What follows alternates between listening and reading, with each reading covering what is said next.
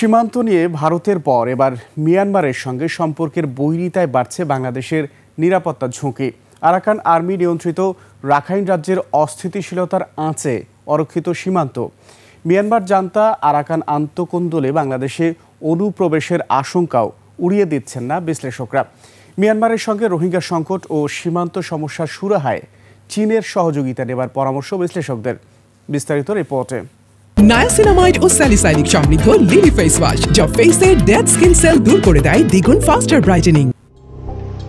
সীমান্তের জলসীমা অতিক্রম করায় বাংলাদেশের ১৯ ট্রলার সহ ১২২ জেলেকে ফিরিয়ে এনেছে বাংলাদেশ কোস্টগার্ড। আর আরাকান আর্মি বাংলাদেশের জেলেদের অপহরণ করে নিয়ে যাচ্ছে।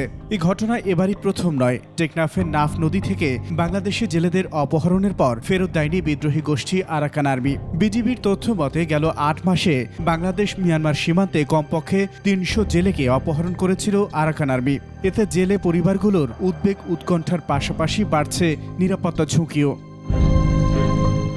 মিয়ানমারের সঙ্গে সমুদ্র সীমা ও সম্পদ আহরণ নিয়ে সুনির্দিষ্ট কোনো চুক্তি না থাকায় জেলে পরিবার ক্ষতিগ্রস্ত হচ্ছে বলে মনে করেন সাবেক এই কূটনীতিক। আমাদের দেশের সীমান্তবর্তী জনগণের আয় উপার্জনের সুযোগ কম।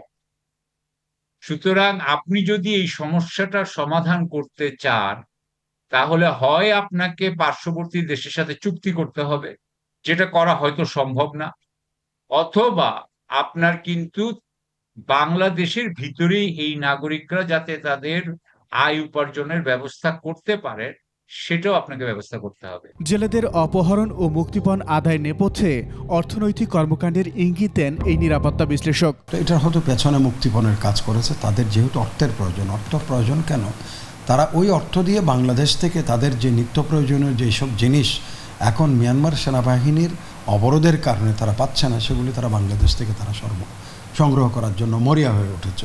মিয়ানমার সরকার ও আরাকান আর্মির কোন্দলে বাংলাদেশের সীমান্ত অরক্ষিত ও নিরাপত্তা ঝুঁকির আশঙ্কা এই বিশ্লেষকের।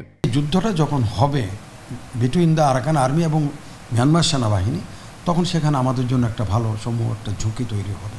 ঝুঁকিটা কি? দুটা পক্ষের মধ্যে প্রথম মারামারি। আরাকান আর্মি যে কোনো একটা পক্ষ বাংলাদেশের সীমান্ত রেখা অতিক্রম করে চলে আসতে পারে যুদ্ধের কারণে। তা তৃতীয় পক্ষ আছে, যেটার জন্য আমাদের সবচেয়ে বড় কনসার্ন, সেটা হচ্ছে সেখানে যারা বাকি রোহিঙ্গারা যারা আছে, কোনো রকমে তারা চাবে তাদের জীবন বাঁচানোর জন্য মরিয়া হয়ে বাংলাদেশে প্রবেশ করা। কূটনৈতিক দুতিয়ালির মাধ্যমে প্রতিবেশীকে অনুপ্রবেশে নিরুৎসাহিত করার বার্তা দেবার পরামর্শ বিশ্লেষকদের। শান বিদ্রোহী এবং মিয়ানমারের সাথে একটা তারা সম্পর্ক তাদের দুই পক্ষের মধ্যে একটা সমাধান করে দিয়েছে। সেরকম সমাধান যদি হয়, রাখাইন স্টেটে হয়তো একটা স্থিতিশীলতা আসতে পারে। আকবর হোসেন সুমন, ২১ টেলিভিশন, ঢাকা।